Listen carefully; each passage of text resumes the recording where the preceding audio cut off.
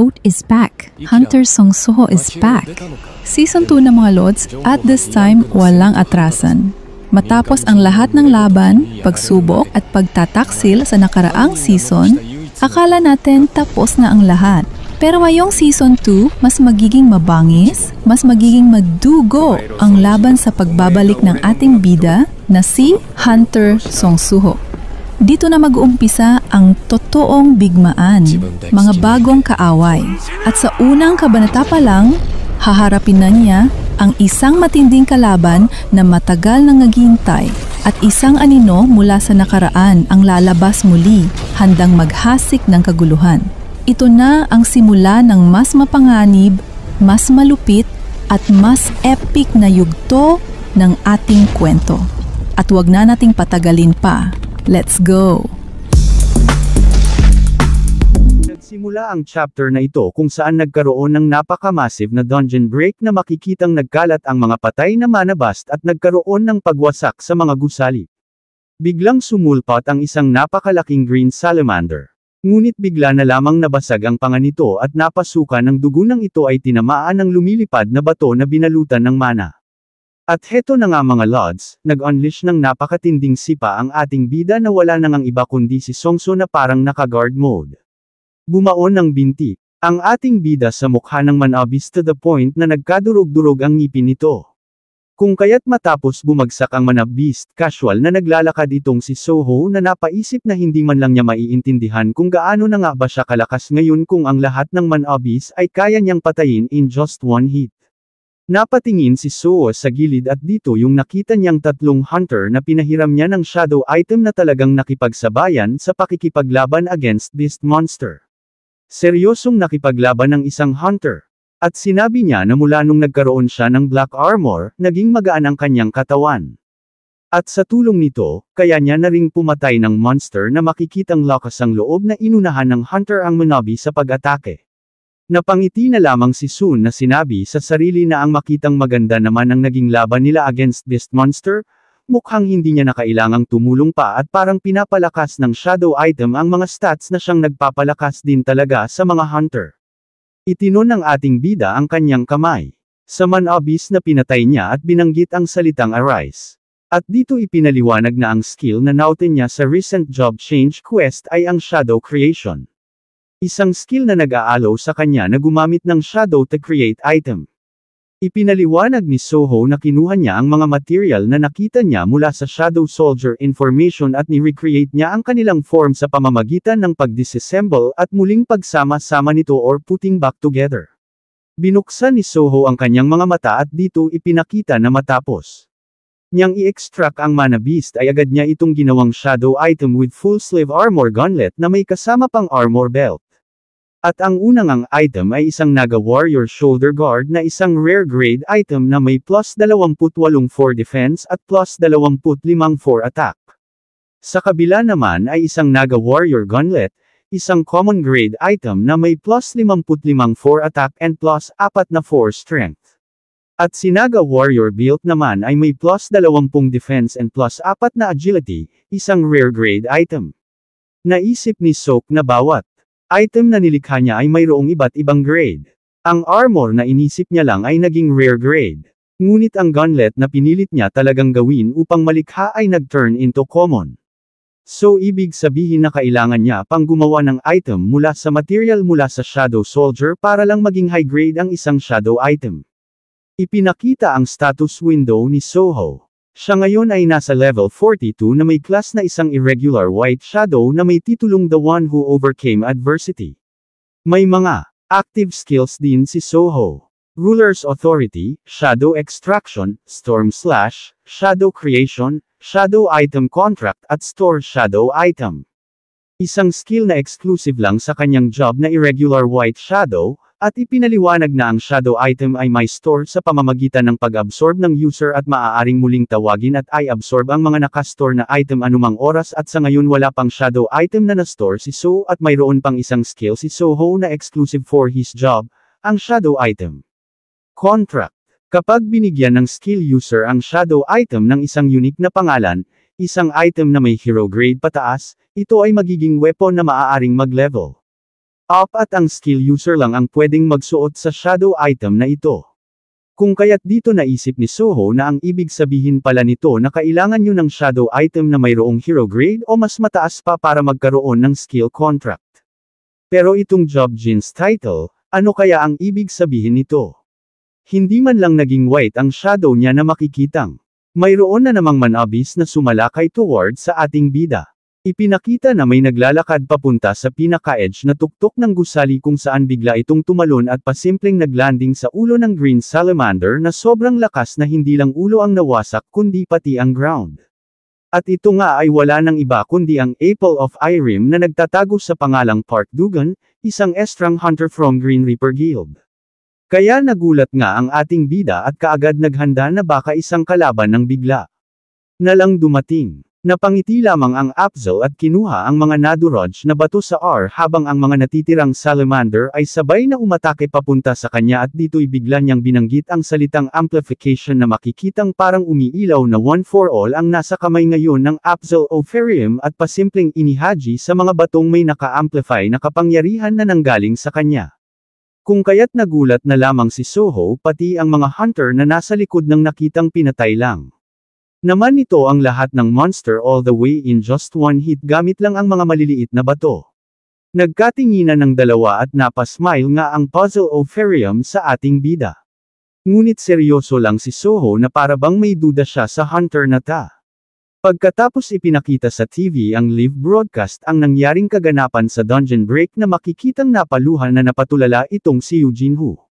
At hindi mapigil ang yakapin ng TV nang nakitang ligtas ang pamangkin niya at inis na sinabi bakit hindi man lang siya tinawagan ng sirang ulong ta na nakabalik na pala siya habang si Chairman W. Jinchul ay napabuntong hininga na lamang na parang nabunutan ng tinek.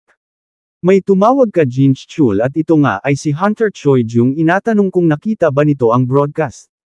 Ang Black Mask Hunter na si Song Soho ay nagpakita na kung saan mabilis na tumatakbo ngayon si Hunter Lim Tigyu papunta sa kinaroroonan ni Soho at sinabi kay Winchul na ang hunter na nakasuot ng maskara nung hinahabol niya si Limin Song alam niya talaga na siya.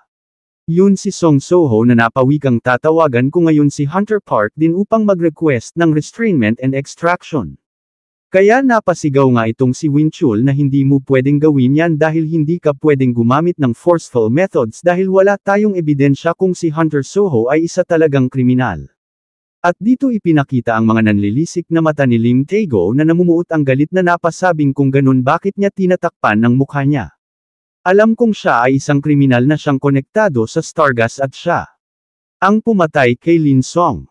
Napatugon din itong si Choi Jung inam niyang si Songso ay hindi masamang tao ngunit sang-ayon siya na dapat siyang dalhin sa Hunter Association for investigation. Siya lang naman ang pamangkin ng president na si Eugene Hu na siyang close friends ng chairman ng Hunter Association.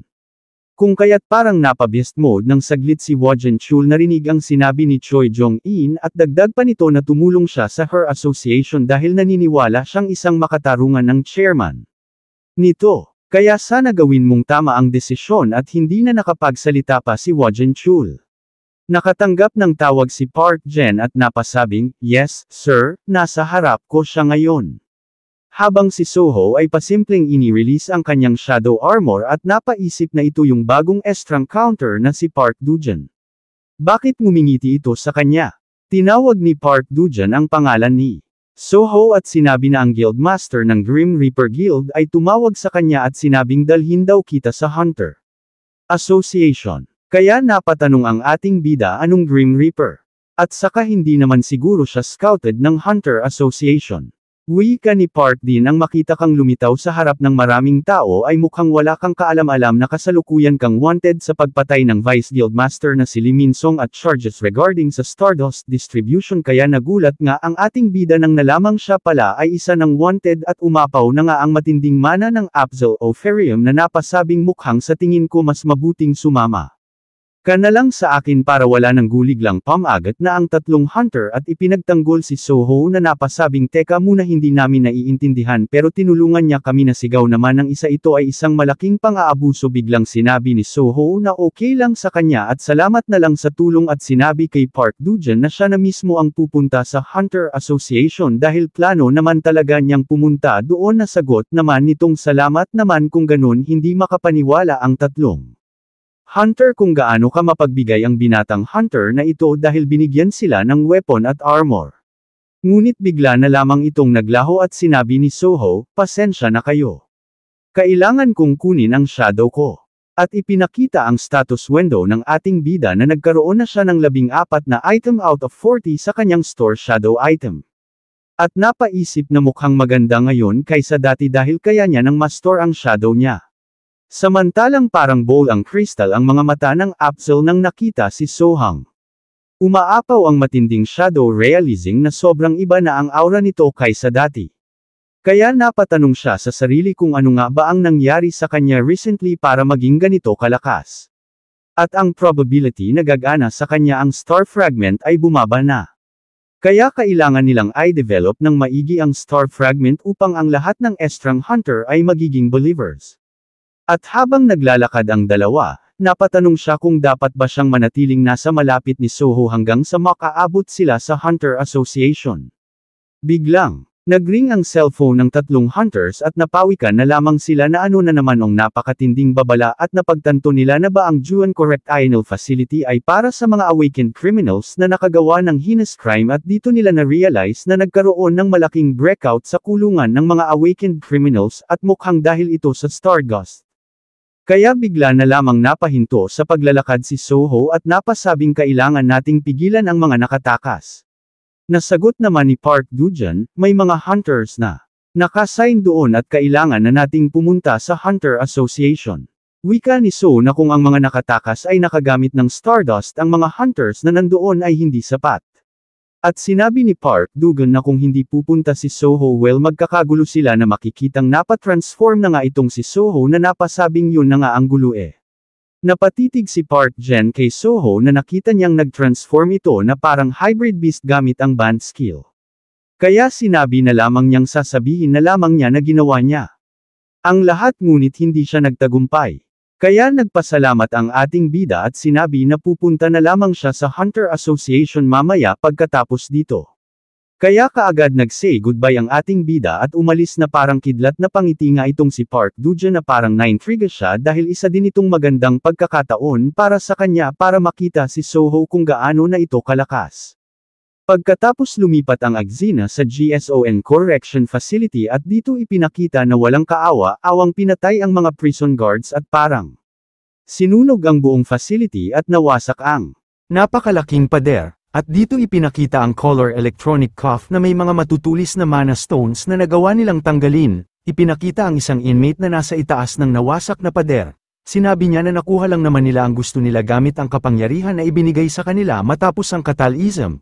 Pero itinuring sila ng Hunter Association bilang mga kriminal at ikinulong dito, kaya ngayon kukunin nila ang paghihiganti laban sa Hunter Association, may mga daan-daang B-rank at D-rank awaken na nandito, kung kaya inanyayahan niya ang lahat na pakawalan ng kanilang galit at ipakita ang kanilang pagsik dahil ito ang pinakamalupit na dungeon break, at dito ipinakilala si Wang Dongsu, isang Jason Correctional Facility inmate. Lumipat ang eksena sa isang malakas na anunsyo na umaalingaw-ngaw sa buong syudad. May malaking pagtakas ng bilanggo sa bilangguan ng G's. Mga tao sa paligid, agad na lumikas sa ilalim ng pangangalaga ng mga hunters. Lumipat sa isang apartment complex. Biglang natutunaw ang pinto ng isang apartment mula sa labas, parang nasusunog sa hindi kilalang init. May kumikislap na kamay na sumilip sa butas at binuksan ang pinto mula sa loob. Tatlong tumakas na bilanggo ang pumasok. Isa sa kanila, bilanggo numero 3, tumingin-tingin at nagsalita ng parang walang pake. Hindi ba bakante to? Sagot ng bilang isa, parang walang iniintindi. Siguro tumakbo nang marinig ang alarma. Mabilis na nagsimula ang tatlo magbihis ng damit pang sibil sa loob ng apartment. Pero mukhang nag-aalala ang bilang dalawa. Pero kaya ba talaga nating labanan yung Hunter Association? May A at S rank sila. Napailing ang bilang isa. Hindi mo ba narinig yung plano? Anong magagawa ng isang S-rank kung sakupin natin ang syudad at kumuha ng mga hostage? Hawak pa rin niya ang isang kakaibang bagay. Tapos, meron tayong star fragment na nakuha ni Dong Suka yung para sa atin. Bakit kaya ipinagbabawal to ng Hunter Association? Natatakot sila. Natatakot silang mawala ng kapangyarihan kapag naging mas malakas ang lahat. Medyo humuhupa si Prisoner number 2. Siguro kung ayon kay Dong Suka yung dagdag niya, may S-rank na rin tayo sa side natin.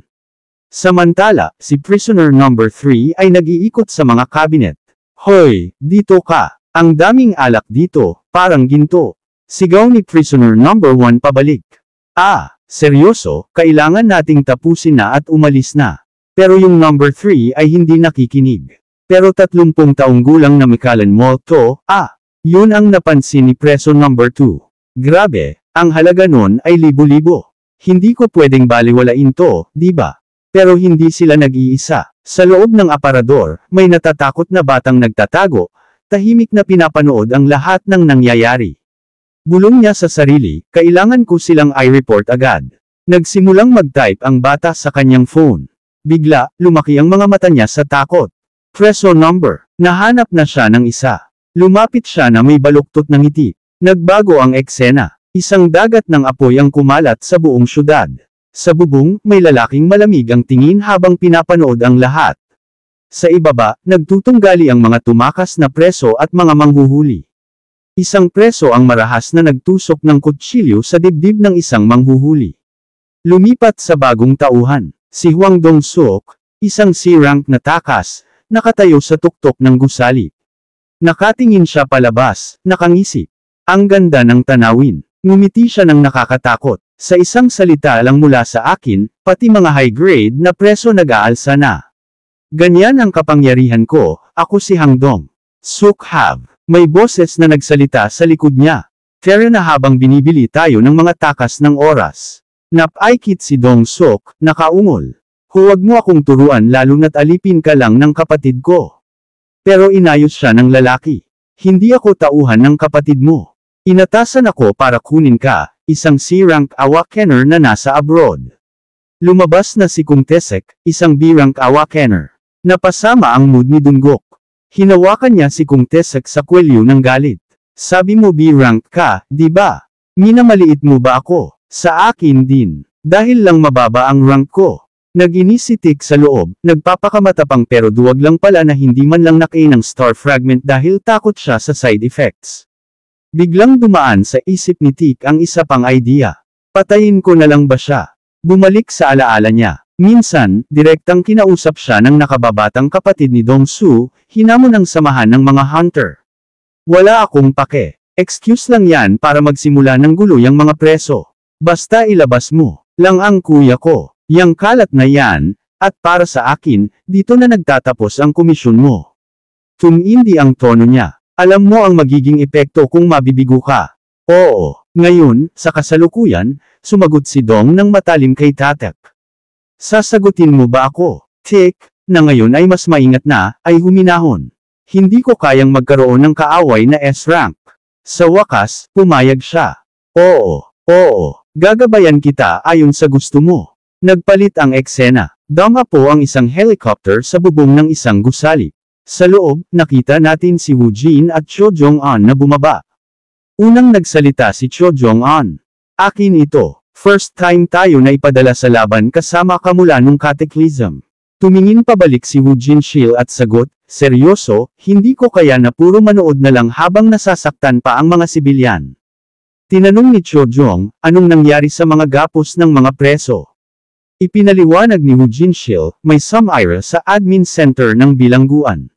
Bukod pa doon, may mga hunter ng asosasyon sa paligid na inatake ng hindi kilalang puwersa. May ilan na muntik ng mamatay. Si Cho Jong, napaikit ang noo. Akalain mo, nawasak ang sentro ng administrasyon na binabantayan ng mga ranggo. At dahil ginagamit din ng mga kontrabida ang mga piraso ng bituin, parang may makapangyarihang tao ang nasa likod nito.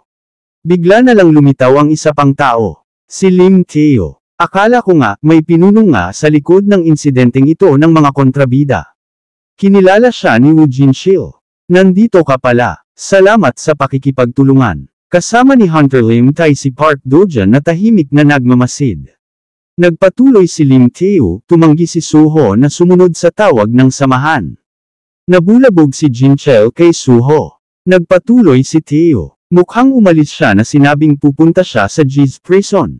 Kung iisipin mo, may taong pinaghihinalaang nagdi-distribute ng star powder ang pupunta sa isang lugar na puno ng mga kontrabida na gumagamit ng star fragment. Hindi na siguro kailangan ng karagdagang paliwanag.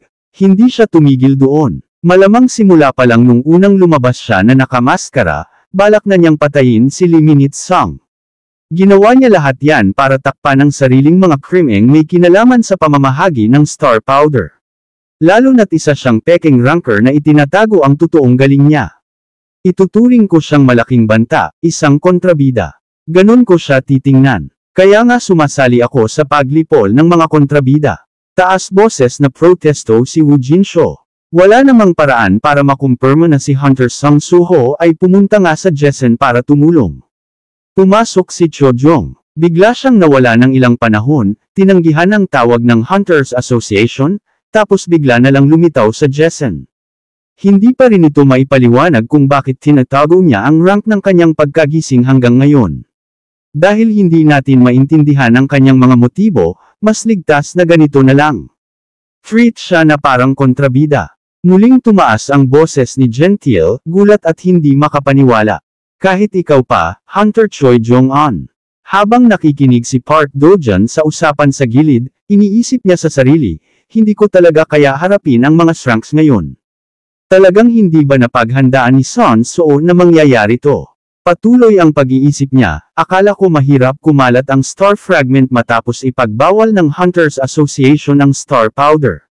Pero sino ang mag-aakala na hahanapin pa nila ang star? Nasisire pa rin siya kahit pinagtitiis ang mga side effects. Dahil dun, makakapanood na lang ako mula sa malayo. Ngumiti siya sa loob ng sarili. Baka hintayin ko na lang si Sung Suho ng maayos. Samantala, sa gitna ng gubat, nakikita natin si Suho na tumatakbo ng todo, dumadaan sa mga puno, at tumatalon pasulong. Habang tumatakbo, iniisip niya, akala ko mas mabilis akong makakarating kung ginamit ko ang beast. Possession. Gray, tiisin mo lang ng kaunti. Napahagalpak si Gray sa pagod. Woof. Sa wakas, si Suho. Biglang sumulpot mula sa gubat at tumalon diretso sa syudad, yung lugar kung saan nangyari ang pagtakas sa bilangguan. Ito na ba to? Dumapo siya at agad napansin na may kakaiba. Bigla, umalangaw sa kanyang tenga ang malakas na sigaw. Tulong po, pakiusap. Gagawin ko ang kahit ano. Tumigil si Suho at napasinghap ng mahigpit. Mga sigaw ba to ng mga taong namamatay? Naririnig ko ba to dahil sa heightened senses ko mula sa bond skill? Hindi na nagdalawang isip, tumakbo si Suho papunta sa mga gusali, nagmamadaling pumunta sa pinagmulan ng kaguluhan. Lalo lang lalala ang pinsala kapag natagalan pa ako. Hindi ako pwedeng mag-atubili. Paglapag niya sa lupa, unti-unting nawala ang pagbabago. Tapos na ang epekto ng pagiging halimaw. Naayos niya ang sarili at dumapo ng maayos, hinihingal at pawisan dahil sa mabilis na takbo. Tapos, sa isang eskinita sa pagitan ng mga gusali, may mga bilanggo na nakikita natin, mabangis at ligaw, pumapatay ng mga inosenteng tao. Sabi ng isang bilanggo, ano ba to? Nakangiti naman ang isa at nang iinsulto. May aso at isang lalaki na bagong nahulog mula sa langit. Pinupunasan ni Suho ang pawis sa kanyang tumingin kay Gray. Ang galing mo, Gray.